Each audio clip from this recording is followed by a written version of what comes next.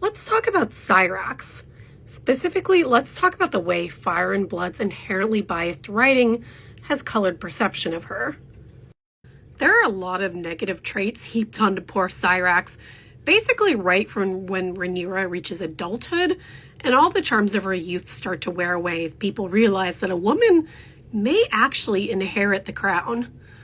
A particular note, it's claimed that Cyrax is lazy because she doesn't hunt for herself. But let's stop and put on our critical thinking hats for a second here. You know what other dragons don't hunt?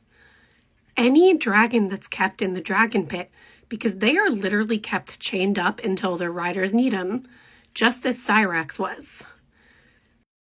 They don't have freedom of movement, and that means yes, their meals are brought to them, just like Cyrax's were.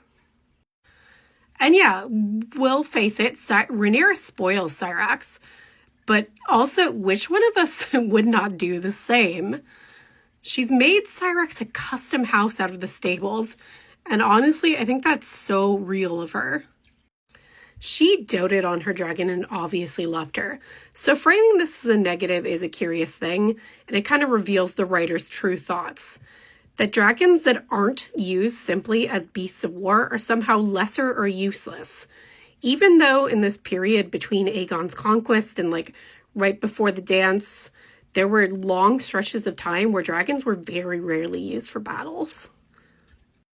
And during this time period, there are plenty of dragons that have never seen combat at all. And yes, there is some sexism to the way that dragons are discussed. Dragons that belong to women are more likely to face criticism or be called lazy, even though women are not trained for battle. And indeed, as we saw with young Rhaenys, the queen who never was, even women who want to fight are turned away from it.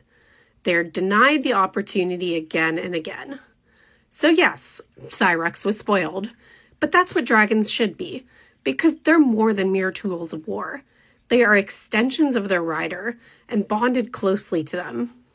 And again, Cyrax was not the only dragon who didn't hunt. Any dragon pit dragon that was kept chained up enjoyed a nice delivery meal service.